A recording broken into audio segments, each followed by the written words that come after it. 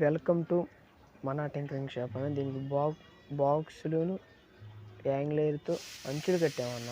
అప్పి ఆట అన్న. ఇది మనకి అంగుళం లోపు పోతే అన్న మనం యాంగ్లేర్తో కడతామన్న అంచులు. అంగుళం పెచ్చిపోయి ఉంటాయన్న 14 kg తీసుకుని అంచులు కడతామన్న. మనం యాంగ్లేర్తో కట్టిన అంచు అన్న చాలా బాగుంటుంది అన్న. బండికి చాలా లైఫ్ ఉంటుంది. రెండు పక్కల యాంగ్లేర్తో కడతామన్న. 16 kg కన్నా 14 వాడతామన్న. మేము ఎక్కువ 14తో అంచులు కడితే బండికి చాలా లైఫ్ ఉంటుంది అన్న. మనం కింద పక్క చూసినట్టయితే రెండు పక్కల యాంగ్లేర్తో అంచులు కట్టి లోన పక్క కూడా ఆర్కులింగ్ పెట్టాలన్న. కింద కనిపించే బెండింగ్ వేసిన ముక్కన పిల్ల చేసి ఫిట్టింగ్ వచ్చింది అన్న. 2 బెజ్జాలు వేసి అక్కడ ఫిట్టింగ్ వస్తుంది అన్న పిల్ల చేసికి.